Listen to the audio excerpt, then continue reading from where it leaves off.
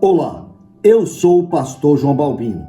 Nesse vídeo, nós veremos a mensagem que trata da questão mais importante que há, que é quem é Jesus. Nós veremos a importância e também o significado da confissão do apóstolo Pedro. Pedro confessou que Jesus é o Cristo, o Filho do Deus vivo.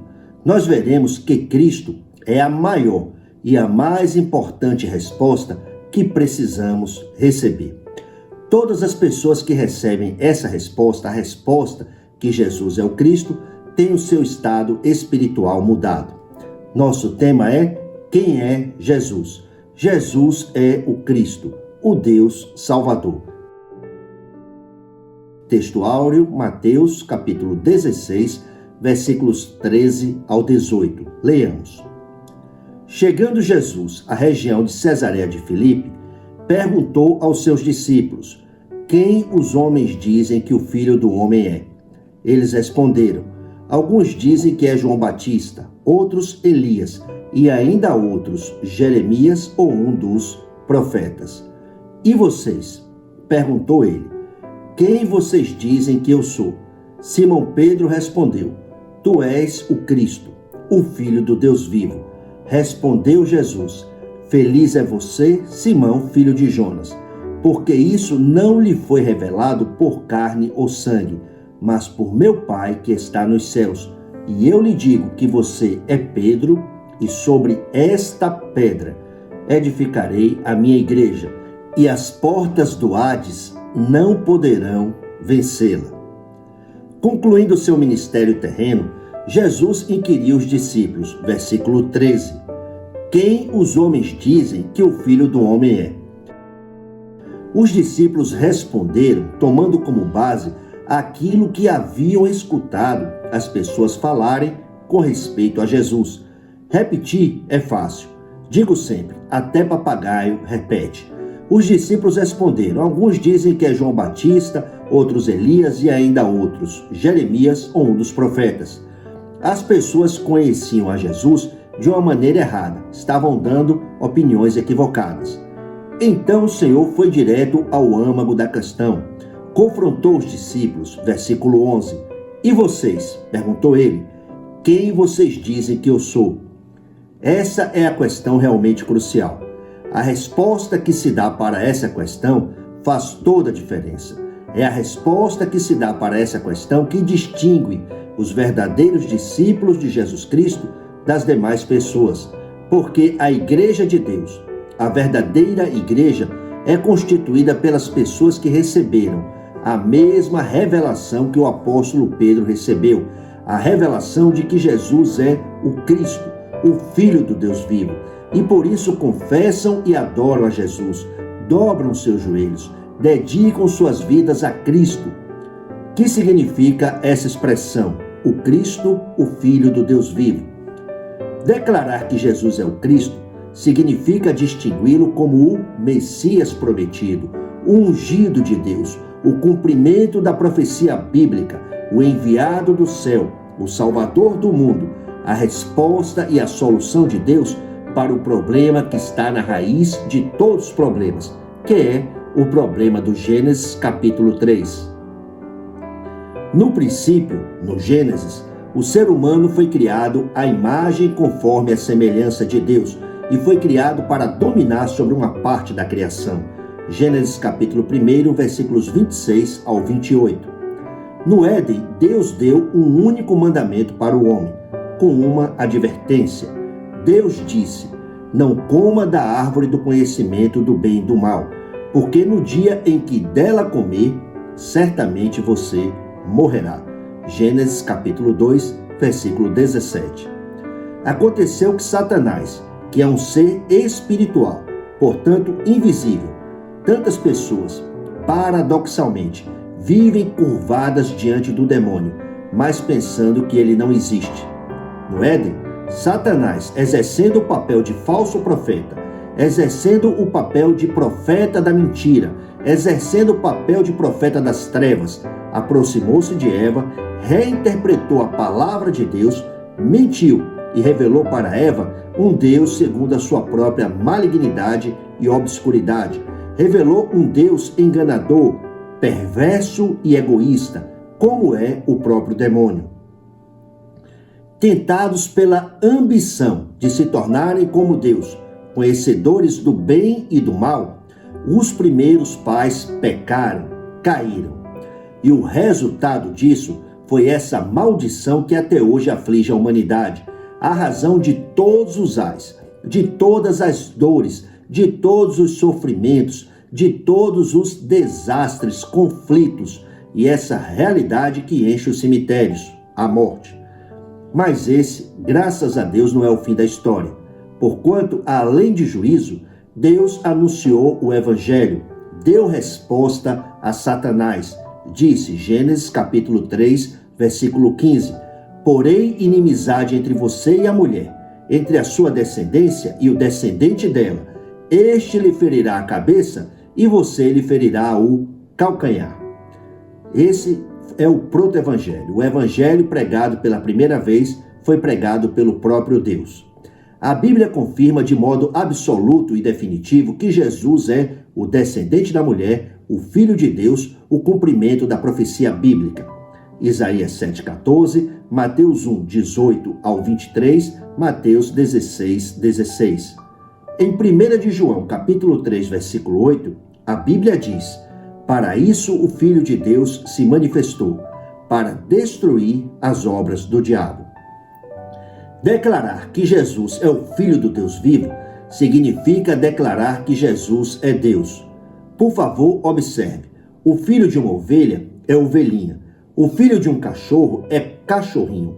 O filho de uma serpente é serpentezinha. O filho de um homem é homem. E o filho de Deus, que é Deus. Esse conceito era claro para os judeus. Por isso, quando Jesus dizia que Deus era seu pai, os judeus ficavam transtornados, queriam matá-lo.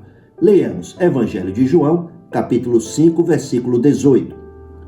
Por essa razão, os judeus mais ainda queriam matá-lo, pois não somente estava violando o sábado, mas também estava até mesmo dizendo que Deus era seu próprio pai, igualando-se a Deus.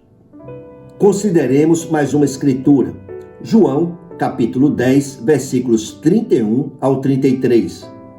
Novamente, os judeus pegaram pedras para apedrejá-lo, mas Jesus lhes disse, eu lhes mostrei muitas boas obras da parte do Pai. Por qual delas vocês querem me apedrejar? Responderam os judeus, não vamos apedrejá-lo por nenhuma boa obra, mas pela blasfêmia, porque você é um simples homem e se apresenta como Deus. E fica claro que Jesus se apresentou como Deus. Jesus é o Filho do Deus vivo. Há um único Deus vivo, é o Deus Criador. E esse único Deus que há tem um só Filho. Seu nome é Jesus. Esse conhecimento da divindade de Jesus faz toda a diferença porque muda completamente o nosso relacionamento com Deus, a maneira como olhamos para Deus. Porque antes de recebermos revelação de quem é Jesus, nós não sabemos absolutamente nada que tenha valor acerca de quem Jesus é. Mas quando o Pai revela o seu Filho, quando o Pai revela quem é Jesus, isso muda tudo. Porque em se tratando de Deus, há apenas duas respostas possíveis. Ou curvamos a nossa vida em adoração, ou ignoramos a Jesus e continuamos sendo as mesmas pessoas que sempre fomos. Pessoas presas nos mesmos problemas dentro do problema do Gênesis 3. Adorar é inerente ao ser humano. Em outras palavras, nós sempre estamos adorando. Todo ato humano é um ato de adoração. Pergunto, você já havia pensado antes que todo ato humano é um ato de culto? Adoração é algo central em nossa vida. Mesmo que a gente não reconheça, nós sempre estamos prestando culto, nos devocionando, adorando. O problema com isso é que em Êxodo, capítulo 20, versículo 3, o primeiro dos 10 mandamentos diz, não terás outros deuses além de mim. Portanto, se o nosso viver não for exclusivamente culto ao Deus vivo, nós temos um problema grave, porque Deus proibiu de adorar a outros deuses. Questões para pensarmos. Número 1. Quem é Jesus para mim? Número 2. Quem eu adoro com a minha vida, por meio da minha maneira de ser, com as decisões que eu tomo a cada dia, com os rumos que estou dando na minha vida, com os rumos que estou dando para a minha família. Número 3. A quem eu adoro com esse meu temperamento, com essa minha maneira de lidar com meu cônjuge, com essa minha maneira de lidar com os meus filhinhos, com os meus filhos, com essa minha maneira de tratar as pessoas, de lidar com os irmãos na igreja, de me expressar, de fazer negócios e outras coisas. Número 4. Vivo para Jesus, desejando, buscando e me deleitando nas coisas que são do alto, ou sou mais um que foi enganado, que vive subjugado e preso por ambições meramente terrenas? Número 5. O nosso viver glorifica ao santo e perfeito Senhor Jesus Cristo? Quem está sendo glorificado por meio do nosso viver? É Mamon, o deus riquezas ou dinheiro? É Afrodite, a deusa da beleza física, do prazer físico, da sensualidade? O nosso viver glorifica a quem? Precisamos ter consciência de que tudo o que fazemos é um ato de culto, é um ato de adoração. Compreendendo isso, devemos procurar nos certificar ao máximo de que estamos adorando somente a Deus, centrados em Cristo, sem jamais permitir que qualquer outro Deus tome lugar em nosso coração, receba culto, seja adorado por meio de nossa vida. Quando uma pessoa não se importa com Deus, quando uma pessoa não liga para o que Deus tem a dizer com respeito a qualquer assunto, quando uma pessoa na prática não toma conhecimento do que Deus pensa sobre as decisões que ela toma, essa pessoa é uma idólatra ou uma ególatra. Vive de um jeito que glorifica apenas ao Deus ou aos deuses que ela adora. Pode ser o Deus chamado eu ou qualquer outro falso Deus, mas sem jamais glorificar ao eterno e todo-poderoso Deus Criador. Qual é o assunto aqui? É sobre conversão, é sobre adoração, é sobre dar glórias a Deus em todas as coisas. Nós estamos falando sobre disposição do coração, sobre a maneira correta de nos relacionarmos com Deus e também nos relacionarmos com os nossos semelhantes. Porque você precisa entender esse ponto. A adoração não é só quando nos reunimos numa assembleia pública e cantamos louvores, levantamos as nossas mãos, damos as nossas ofertas e outras coisas. A adoração abrange todas as nossas atitudes, as escolhas que fazemos a cada instante. E se a maneira de ser e as escolhas que uma pessoa faz não glorificam a Deus, se uma pessoa pensa que é livre para fazer o que quiser, livre para viver segundo as suas próprias regras e que ninguém tem nada com isso, é óbvio que essa pessoa ainda não foi beneficiada pelo Evangelho. Não tem revelação de quem é Jesus. Ignora que Jesus é o Cristo, o Filho do Deus vivo. Nosso amado Senhor disse ao apóstolo Pedro, Mateus capítulo 16, versículo 18, eu lhe digo que você é Pedro, e sobre esta pedra edificarei a minha igreja. Esta pedra, sobre a qual Jesus edifica a igreja, é a confissão que Pedro fez, a confissão que é fruto de revelação, recebida no íntimo, de que Jesus é o Cristo, o Deus Salvador. Muitas pessoas se declaram cristãs, mas sem jamais terem confessado que Jesus é o Cristo. Pergunto, por que não confessaram? Muito simples.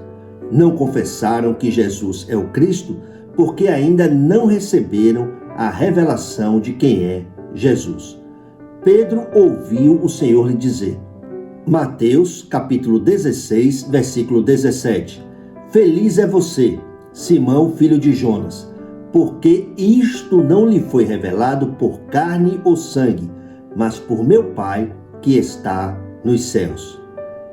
Em outras palavras, o conhecimento de que Jesus é o Cristo não é o resultado de esforços meramente humanos, não é o resultado de investigações e de estudos, não é o resultado de elevações místicas, mas é resultante de uma obra espiritual.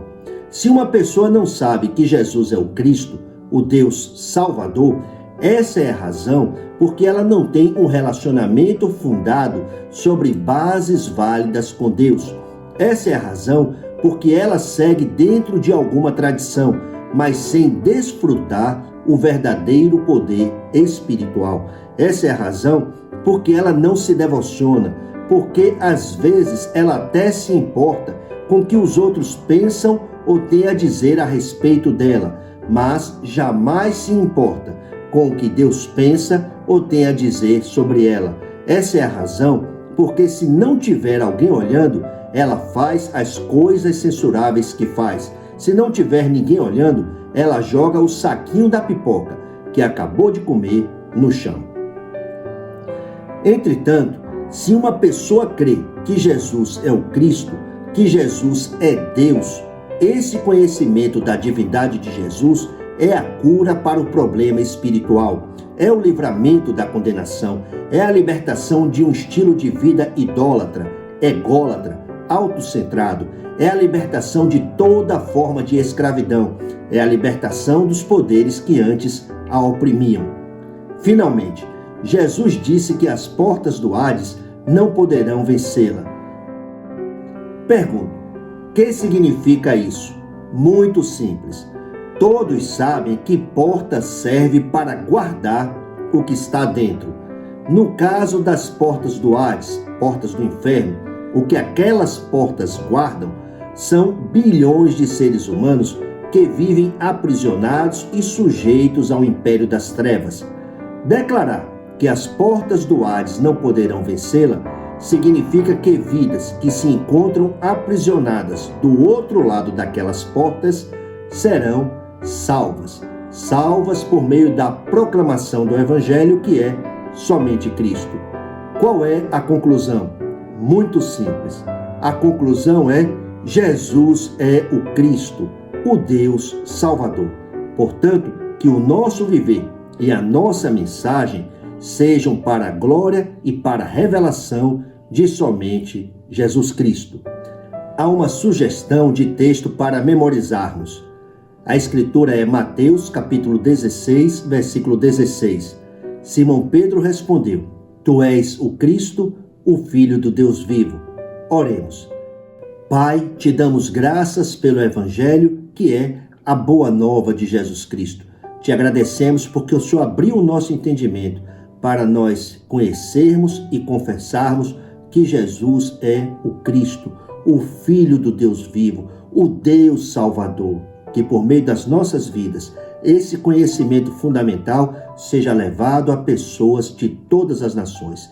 Nós oramos em nome do Senhor Jesus Cristo. Amém. Obrigado, Pai. Por favor, se você ainda não se inscreveu em nosso canal, eu peço que faça isso. Também peço que deixe o seu gostei e o seu comentário. Peço ainda que compartilhe esse vídeo com outras pessoas. Agradeço por assistir. Graça abundante.